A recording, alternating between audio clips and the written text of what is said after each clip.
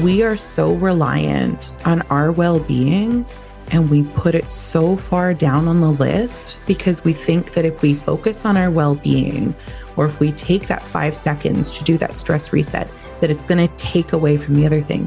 But it's actually in doing those pieces and building this into our habits and our calendar and our life that sets us up to be the person that we want to be for our clients. Welcome to the Smart Gets Paid podcast with me, Leah Niederthal. I help women land higher paying clients in their independent consulting businesses, but I've never been a salesperson. My background is in corporate marketing, and when I started my first consulting business, I learned pretty quickly that it's about 1,000 times harder to sell your own stuff than it is to sell someone else's. So I taught myself how to do it, and I created the sales approach that I now share with my clients so they can feel more comfortable in the sales process, get more of the right clients, and get paid way more for every client contract.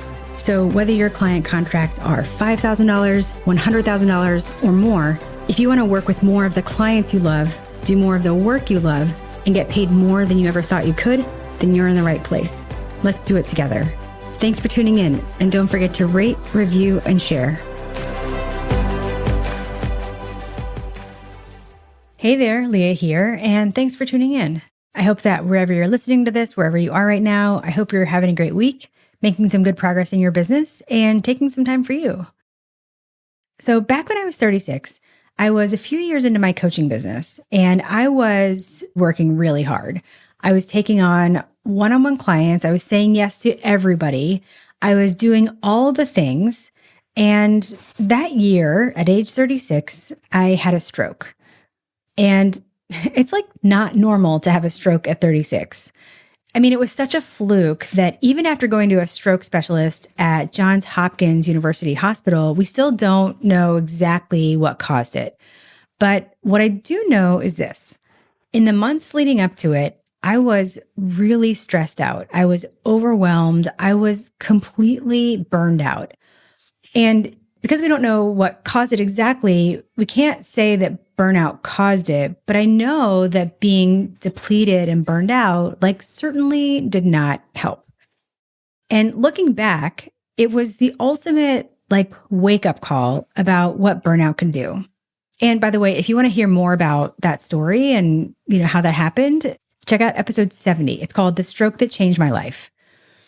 And I was thinking about that time and how totally burned out I was as I was getting ready for today's episode, because today I'm talking with my client, my friend, and now coach in the academy, Brandy Zimmerman, about burnout.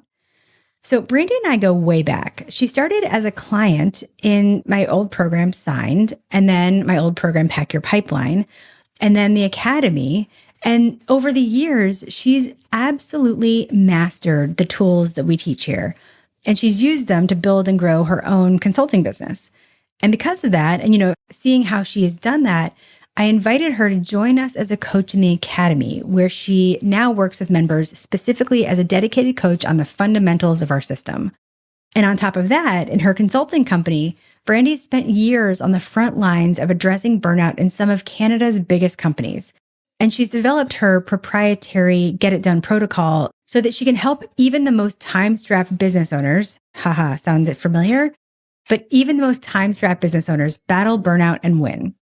And the combination of these two areas of expertise, knowing how to run and grow a consulting business and how to manage and beat burnout is such a powerful combination. And what makes Brandy perfect for this work as well is that she doesn't just teach it, she lives it.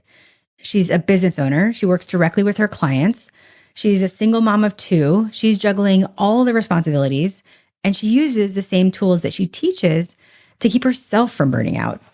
And the best part, what you're going to hear, is her approach doesn't add anything new to your plate. I mean, these are practical tools that you can use in the middle of your real life.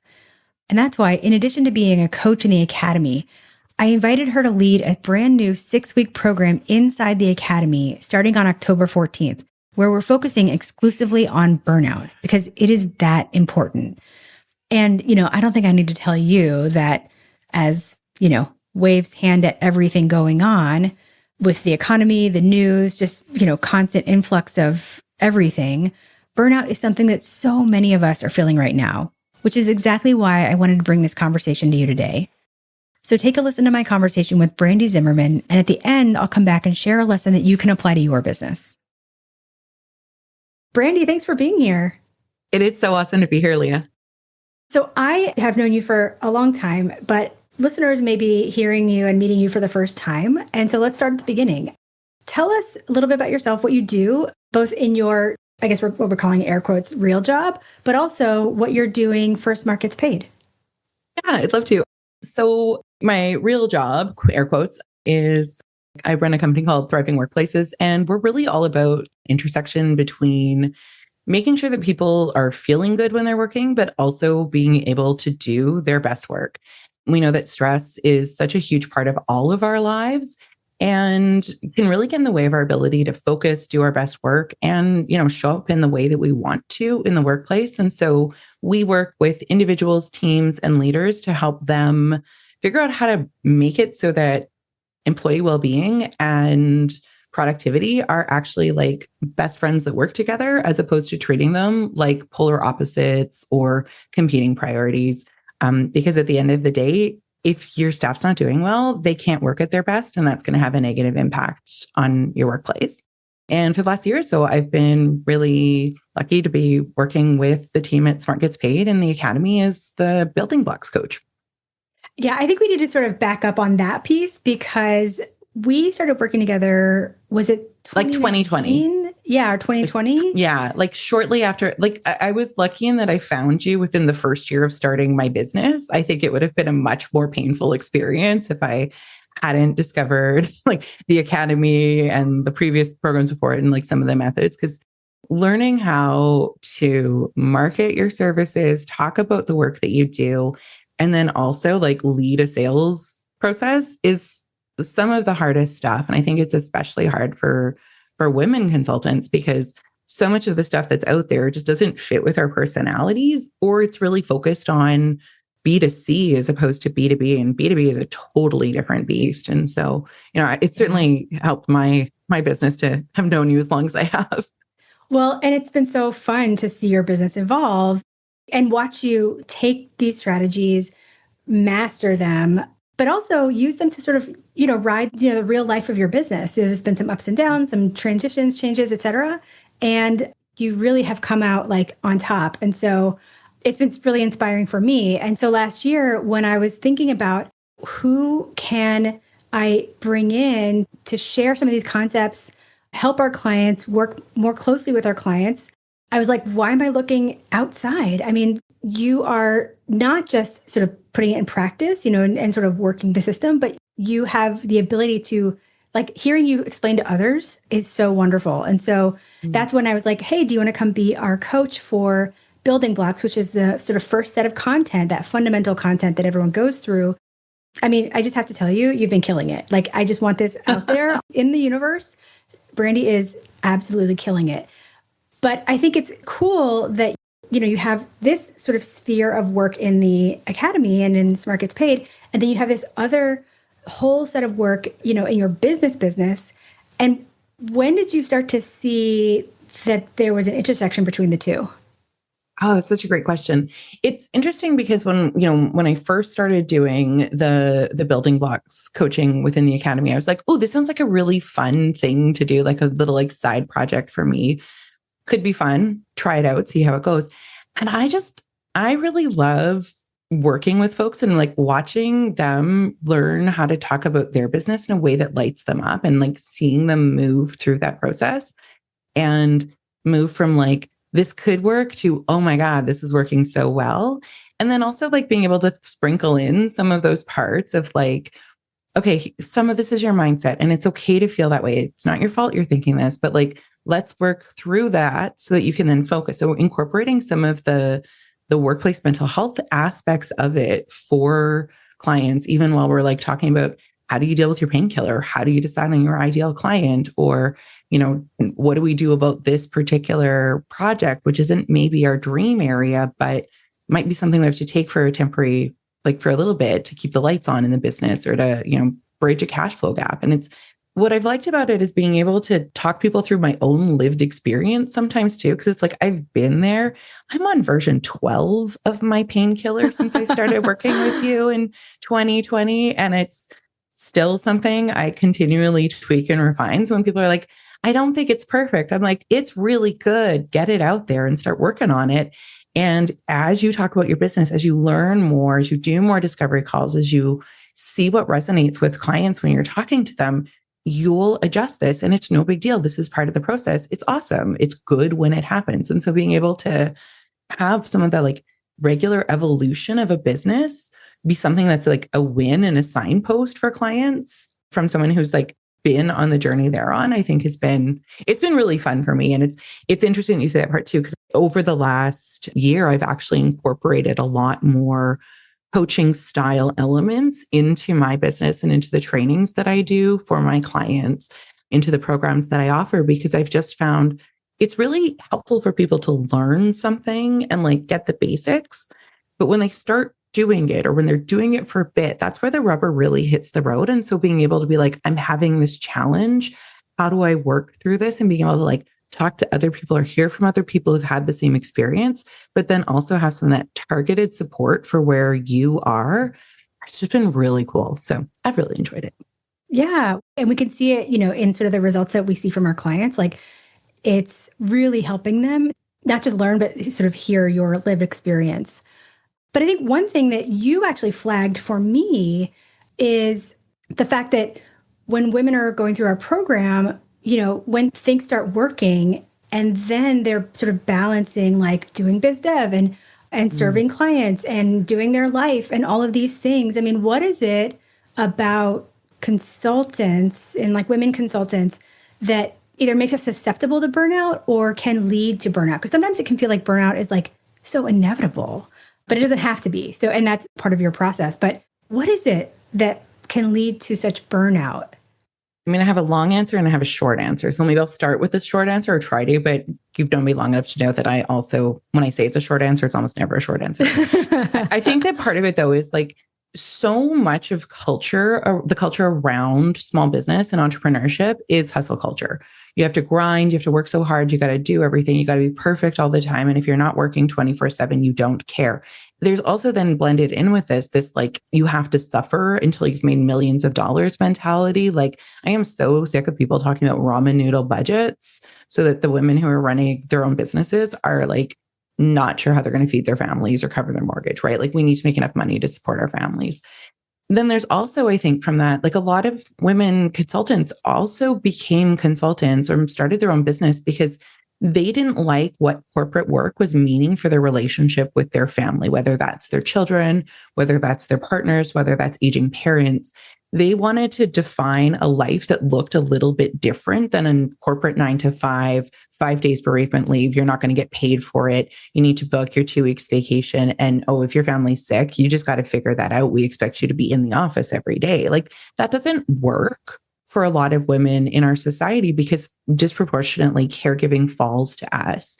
And for many of us, we enjoy that, right? Like I want to be there for my kids. I want to pick them up from school and I want to have a life and a business that lets me do that. And so we end up starting these jobs where there's this really high expectations of how we caregive. There's really high expectations of how we're supposed to spend our time in our business. And then also that we're supposed to try and do it at like poverty level wages, or we're supposed to try and be millionaires right away. Like there's just so much competing things and it feels overwhelming. And it feels like no matter what you're doing it wrong. Mm-hmm. And so that really, I think, contributes to it because there's this sense of like, I'm not feeling fulfilled for this, or I like started my business for this reason and it's not coming together in this way, or I feel like I have to do this to get that. And I'm not focused on the right things because I'm just trying to do everything. And, like it can feel really overwhelming. And when we're having an overwhelmed state for an ongoing period of time, when our stress level is really high or our stress level is higher than the ability we have to manage it and bring it down, that's what leads to burnout over time.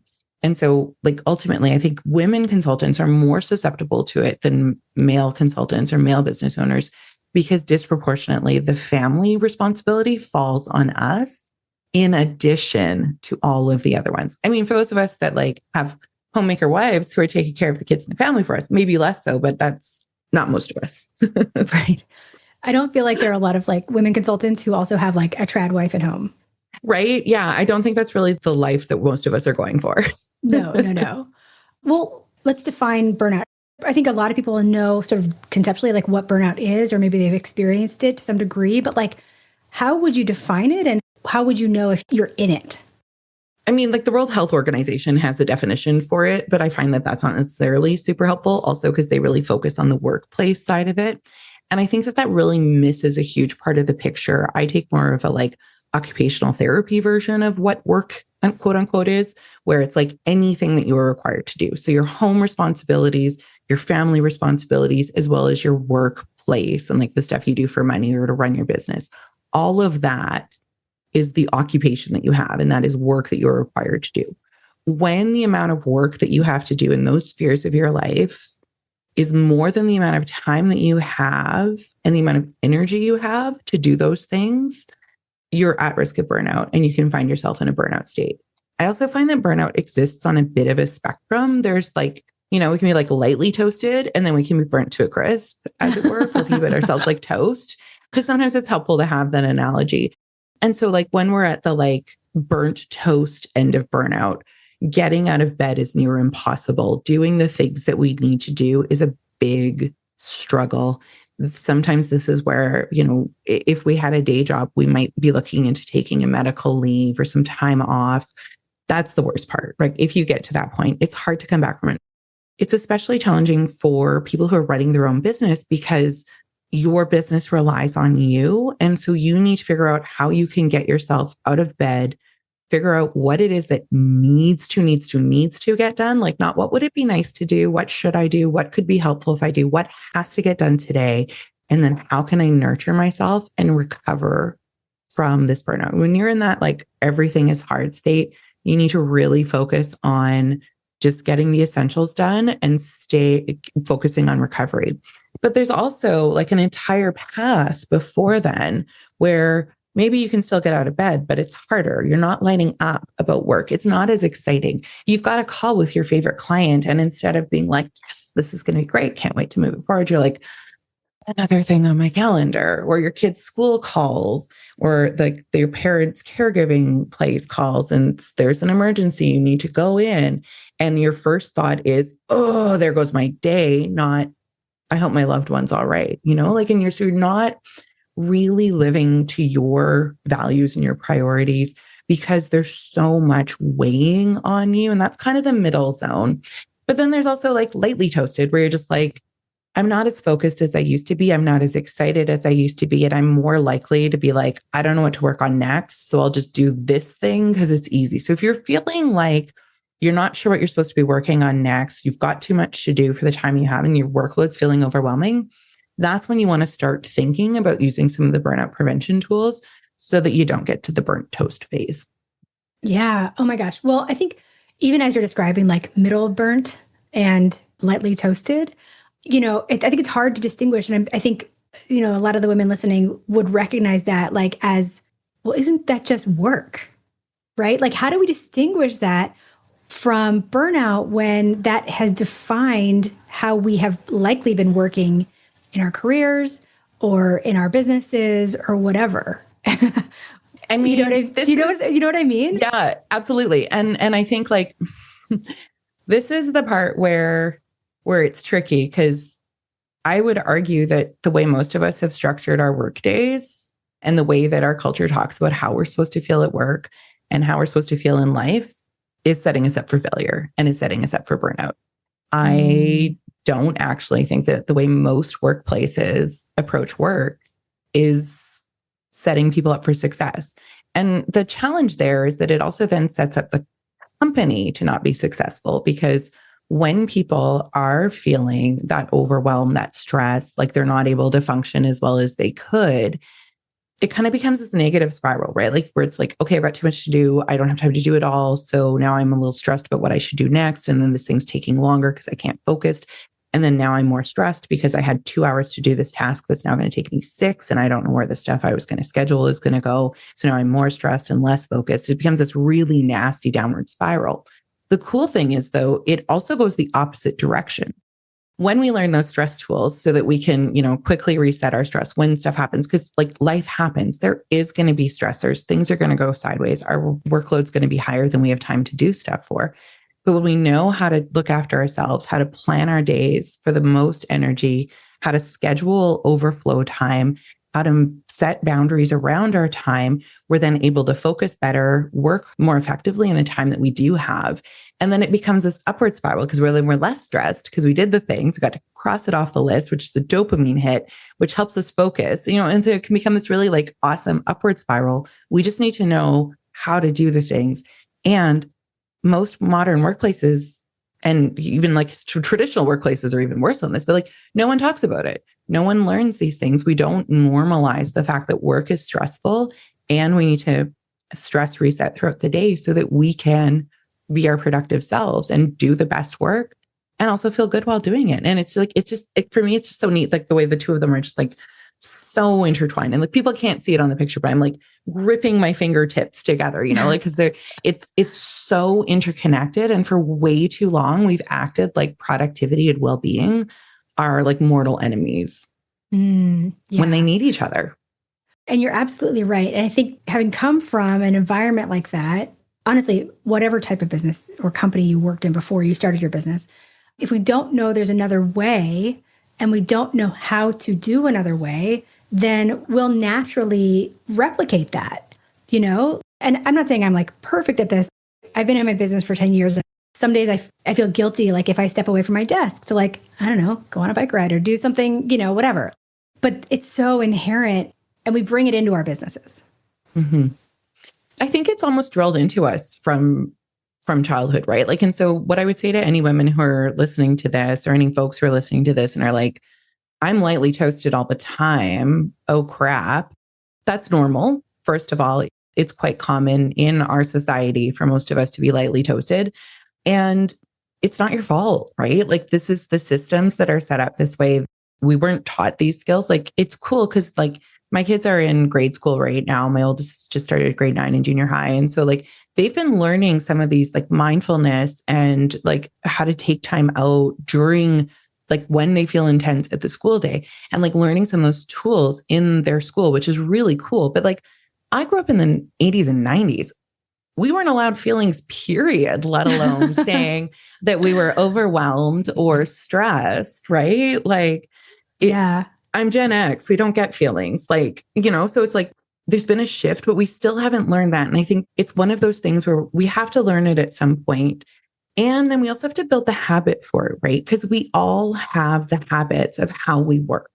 In the same way that most of us start our day by grabbing a cup of coffee or a cup of tea and like logging in, checking our email. Like if you look at your day, there's things you're doing routinely without even thinking about them. They are well ingrained habits. But that's also, we have habits around how we respond to work requests, how we respond to task assignments, how we talk about our priorities or planning our week, how we book our meetings. There's so much of this that becomes habits that we don't even think about. And so part of what I like to teach people and with the tools that we learn in the burnout prevention program, it's about how do we notice what the unconscious and subconscious habits that we're doing that are making our life harder, how do we notice them first? And then how do we start to shift them and change them so that we have healthier habits that support our well-being and our ability to do our jobs well? Yeah. Well, and you mentioned the burnout prevention program, and I just want to tell everybody. So, Brandy and I have been working together for a long time. And now as a coach, we've been, doing this for a year. And recently she sort of pinged me and she's like, hey, I think we need to be talking more about burnout and doing more for, with the members about burnout. And I was like, yeah, let's schedule a call. And I'm thinking, oh, like maybe we need to, I don't know, we'll do some like one-on-ones on it. So we jump on the phone and she's like, actually, I've built an entire program around this. And I was like, oh my God, that is amazing. Like, let's do it. So I'm so excited to bring this program into the academy for 6 weeks, starting in mid-October, going through November, to focus squarely on burnout. Because it is something that, for all the reasons we mentioned here, right? Like everybody has to some degree or on the verge of. And so I'm so excited about this. So tell us about it. Yeah. So the program that we're going to be running in the academy is a version of what I call the Get It Done protocol, which is a program that I've developed that I share with workplaces of all types and all sizes. And it's really focused on like the 6 tools we need the most so that when life goes sideways or when work goes sideways, because it does, or, when we're happily existing in our lightly toasted state, but a little worried about going further down the toasted spectrum, how can we support ourselves within the reality of our workplaces? A lot of the challenges with so many, workplace mental health programs or things that people try and do, it's like, it's very surface level. And it's like, how do I just take a break? It's fine. Go take a lunch break. Make sure you have a coffee break in your morning or your afternoon, or schedule buffer time between your calls, which is fine advice. Nothing wrong with the advice, but how do I do that when my calendar is back-to-back meetings and I don't have time to use the bathroom, let alone write out the notes from my meetings so that I know what my next steps are? How am I supposed to take a break? How do I get from here to there? You might as well tell me to go hang out on the moon for the lunch hour, because that's equally realistic. Not to mention, it doesn't really solve a problem, right? No. It's just a surface level thing. Well, and then it becomes another thing on your list that you're not doing, which then further compounds the problem and gets us back on that downward spiral of I was supposed to take a break. I worked through my break. I suck at taking care of myself. Now I'm stressed, and I'm stressed about being stressed. I'm stressed about not caring for myself. And now I'm not able to focus even more than I would have, right? So it can be really problematic. So the program's really focused on 6 main tools that actually move the needle and are actually things you can do in the real world, no matter what's going on with your to-do list, your task list, your calendar, or your inbox. Because I think, we got to meet people in the real world, right? And the thing is, these are also well-tested tools. We often joke about how the cobbler's children has no shoes. All of these are tools that I use regularly in my business. Whenever I find myself being stressed about my workload or how much I have to do, I'm like, when was your last calendar choreography? When was your last stress reset? And suddenly I'm like, oh, I haven't done my tools lately. That's why it's not working. They're also intended to be ones that fit within our schedules and the reality of our schedules, right? You can't go do a half-hour bike ride or a 10-minute walk outside if your call started 5 minutes ago. You need something you can do as you're hunting through your email for the Teams link or the Zoom link. And so a lot of the tools and the strategies that are in there are intended to be ones that you can do in those little pockets of time, that little bit of time confetti that we get. You can also do stuff if you have more time, but let's be realistic about what we're probably working with. So there's 6 main tools in the program. The first is the stress reset system, which is all about how do we manage our stress level throughout the day. When our stress level gets higher, our smart thinky brain, the one that we need to actually do our jobs well and to make the most of our time, not just be spinning our wheels, it goes offline because we're in a stress response. And so we need to be able to get our brain back online as quick as possible. And so I have a bunch of tools that I share with folks in the program that are all under 2 minutes long to reset your stress. So one of my favorites and one of the easiest ones for anyone to do is one that's really effective at calming your nervous system, resetting that stress level. And it's really simple. Basically, just breathe normally. But as you're inhaling, count how many breaths, how many counts you get for your inhale breath. So some of us will be 4, some of us will be 6. Who knows? It varies person to person. But then as you're exhaling, just add one more number to that. So if you inhaled for a count of 4, just stretch your exhale out to 5.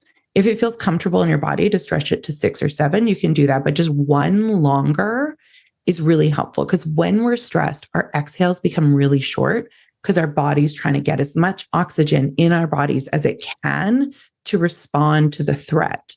So our exhales become short and shallow. When we extend the length of our exhale, make it longer than our inhale, that signals to our bodies and our brains that we're safe, we can calm down, we can let go of some of that stress. And the cool part is you can do that while you're looking for the Zoom link and waiting for Teams to load. So you can join your call that you were late for. It's really cool. It is really well. And also, as you're describing it, I'm trying to breathe normally and, count and all of that. But I love this. I mean, the simplicity is why it works. The simplicity is why it meets people where they are for the life that they actually live, Mm-hmm. I love that. So it's a 6-week program and they learn, is it that you get and implement a tool every week, or like, how do you structure this so that it doesn't become yet another overwhelming thing that I have to do? Yeah, absolutely. Because and this is part of the reason I created the program the way that I did was because I kept hearing from clients that they were like, we don't have time for a workload management training. We know people have too much to do. We know people are stressed out. We don't have time to pull them out for training. We have too much to do. And I was like, okay, let's find out a way to do this where you get the info quick and you can just implement it. So the version we're doing with the Academy, we're doing a weekly lesson for about a half hour for each of the tools. Folks get a little workbook that shows them like some worksheets on how they can implement it for their own day to day. So for the stress reset, it's got the information about the one I just shared. But it also has some other tools so you can try them and see which ones work for you. And if you want to like jot some notes about like this one was great, that one was medium, this one helped when I was feeling this way, there's space to do that if it works for you and if you want to have that record. The next tool that we learn builds on that, and it's the battery booster framework. So how do we recharge our energy throughout the day? Because in the same way that we know our phone, when it's at 100% charge at the beginning of the day, isn't going to be functioning the same at like 5 p.m. and 20%, our bodies and our brains are the same. And so just like how we sometimes plug in our phone to give it like a microcharge, we need to do microcharges for our bodies and our brains throughout the day. So we get to like figure out when I have 5 minutes, what do I want to do? When I have half an hour, what can I do? If you have an hour or longer, lucky, how'd that happen? But like, what can you do in that time? And so having a thing laid out where it's like, it's a chart of stuff you love to do that recharges you in various time periods makes it so much easier because then you don't have that decision fatigue of like, I got a couple of minutes. What am I going to do? You just look at the chart and you're like, I got 5 minutes. This one sounds good. Let's do that. So helping again, make it easier. Week 3 is about calendar choreography and how do we approach our tasks and our time. One of the challenges that we run into with work is that we forget that tasks are time. Tasks require time. No matter what you want to do, if you don't have a time for it on your calendar, it's not happening. How can it? Right? If your day is all meetings, that's your only tasks that day. Most of us, that's not our only work. And that's where some of that workload stress comes in, is that we don't have time set aside to work on the stuff outside the meetings, like whether that's client deliverables, setting that proposal together, following up on client leads, writing our LinkedIn content, whatever it is. If we don't block time in our calendar for that and protect that time, how are we going to get the work done? Like it's impossible. And so thinking about that, and then also figuring out how to like prioritize the tasks that we have, because especially for business owners, we have so much to do all of the time. And so figuring out what of the things is the most important one to do in this time. And then we marry that in the 4th week with flow framework, where we learn a little bit more about our natural rhythms, our natural energy patterns, but also our natural thought patterns. Each of us has windows of the day that are best for certain types of work. Almost all of us, for example, have the post-lunch slump where stuff that doesn't require a ton of brain power, that's a good time to do that stuff. If you're trying to do your most creative, thoughtful work when you're in a lunch slump, it's going to be a bad time. Not going to happen. Yeah. And so how can you use your calendar and understanding your own rhythms and tracking your own rhythms for a couple of days to learn what they are so that you're, trying to do the thing that's best suited to that time, which then means the time's going to be more effective. You're going to get more done in that window. And so then that again has that like boost of, I got the stuff done. I got the dopamine hit from crossing it off my task list, and I'm still on track for what I'd planned. Of course, we live in the real world. Things come up, stuff gets shifted around. And so that's why in calendar choreography, we also learn about how do we move it around and how do we plan for the unexpected, because we know something's going to happen. We just don't know what it is yet. So let's be thoughtful about that. Week 5 is the sustainable success firewall, AKA boundaries that don't suck. So like, how do we talk about these things with clients, with ourselves sometimes, with coworkers, with our families, so that we can protect what's best for our brains and what's best for our workload and our well-being. And then our final week is really about how we make these habits that we do, right? Because as long as it's a thing that we have to think about, like you don't stress about whether or not you're going to get your morning coffee or brush your teeth before bed. You just do those things. And so we want to get to a point with like small sustainable pieces with each of these tools that when you notice a stress response happening, you just start doing your stress reset without even really thinking about it. So we want to make it as easy as possible for us and talking about that habit formation piece. Oh my God. I love all of this. And I love how they build on each other and they all seem so necessary, but so distinct. Do you know what I'm saying? Like they're actual ways we can chip away at this and then weave it into our lives. I'm so, so excited. And obviously, if this sounds like something you'd benefit from and you want to be part of this program in the Academy, of course, you know where to find us, smartgetspaid.com/academy. And let's see if the Academy is a good fit for you and your business.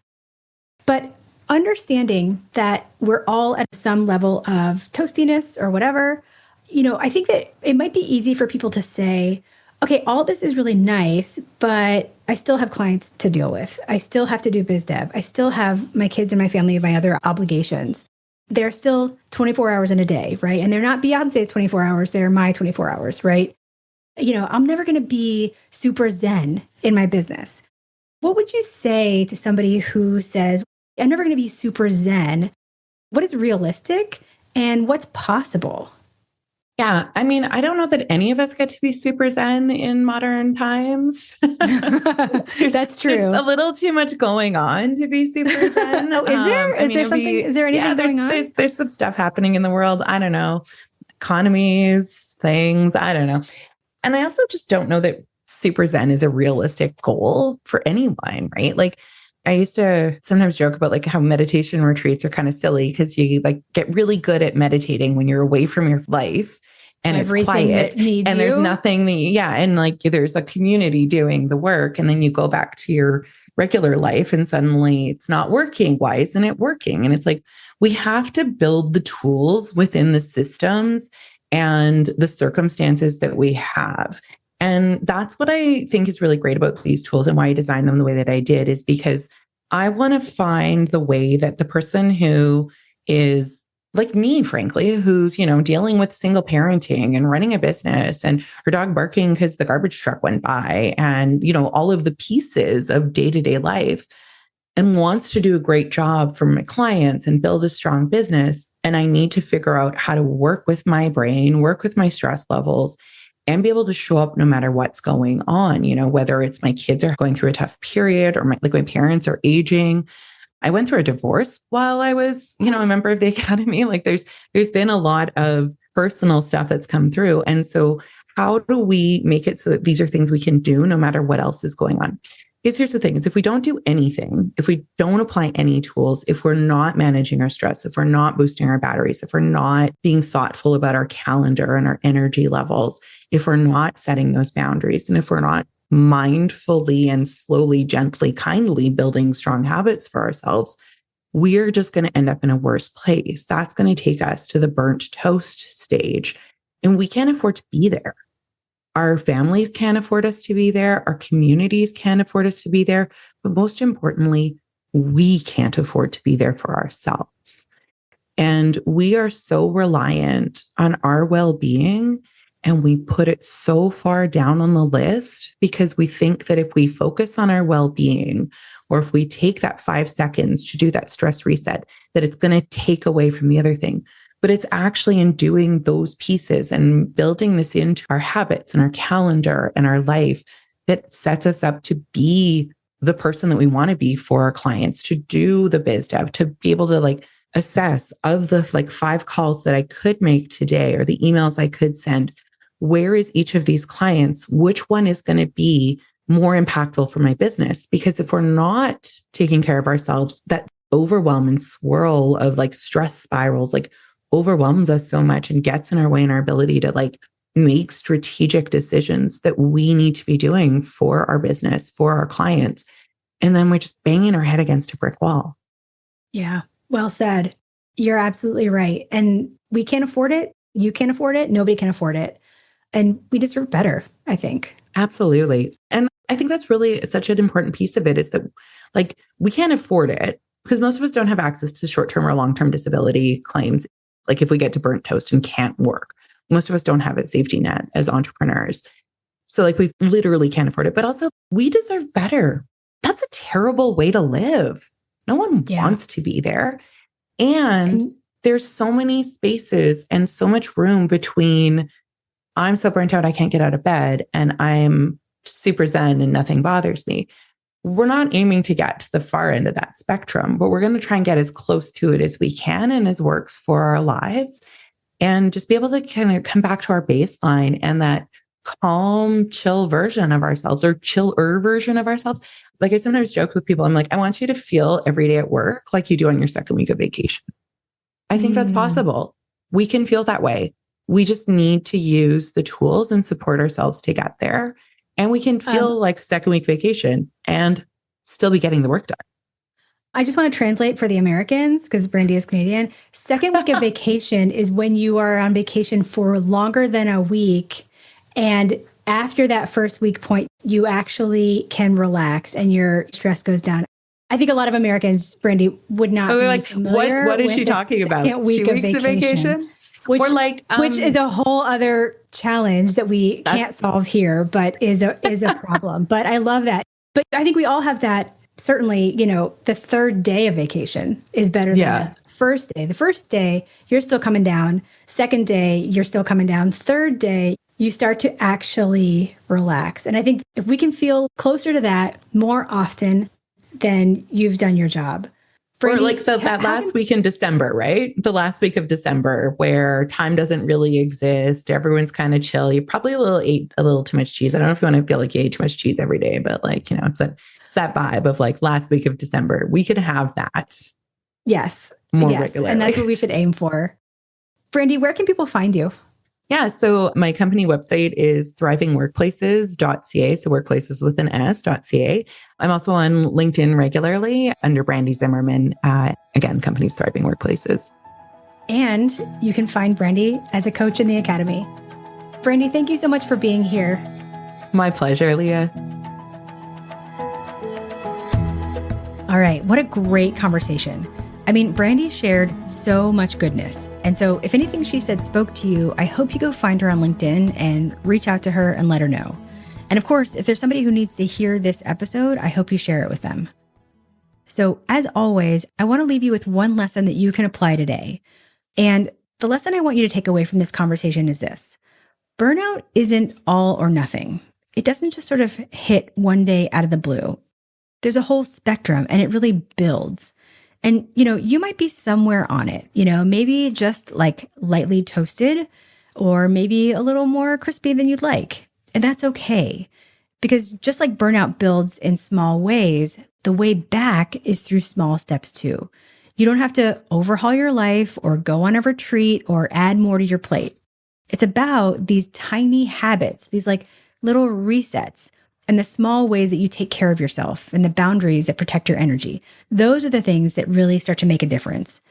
And I know that's true because even after Brandy and I recorded this conversation, the next day I was filling out our team check-in form on Slack.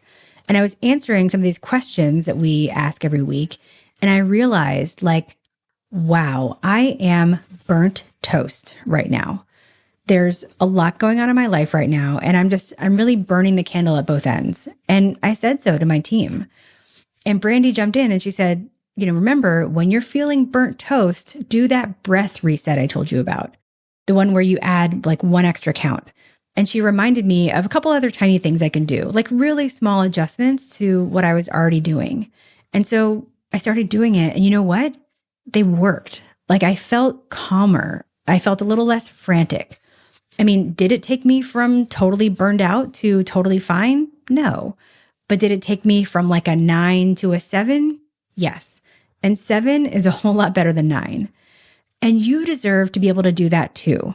Especially right now. Again, waves hand at everything going on, the economy, the uncertainty, people losing jobs, etc. So many women consultants are feeling the weight of it. And we can't ignore the repercussions of, again, everything going on in our business, referrals slowing down, sales cycles taking longer, clients taking longer to make decisions, right? Add that to all the other responsibilities on your plate. And it's no wonder that burnout can feel inevitable. So that's why starting on October 14th, we're dedicating 6 weeks in the Academy to focus exclusively on burnout. Because the women in the academy, like, they're business owners too, with a lot on their plates, clients, family responsibilities, and everything else life throws at them. So in this program, Brandy's going to show you how to keep your stress from spiraling so you can stay clear-headed in the middle of crazy busy days. She'll show you how to have enough energy to get through your workday without crashing at 3 p.m., how to protect your time for the things that matter most, and how to make small shifts that are so simple they become automatic. That's what this program is about. Tools you can actually use in your real life on your busiest days and your busiest weeks to keep burnout from running the show. So if you're in the academy, mark your calendar for October 14th and plan to join us for this 6-week program. And of course, if you're not in the academy yet, but this sounds like something you might benefit from, head to smartgetspaid.com/academy and apply today. We'll hop on a call to talk through where you are in your business and whether the academy is the right fit for you right now. So burnout is on a spectrum, and our goal is to stay as far on the good side of it as we can. And protect yourself, because you are the biggest asset in your business. And when you do that, you can be better for your clients, for your family, and for the people in your world, but mostly for yourself. Because in the battle against burnout, you deserve to win.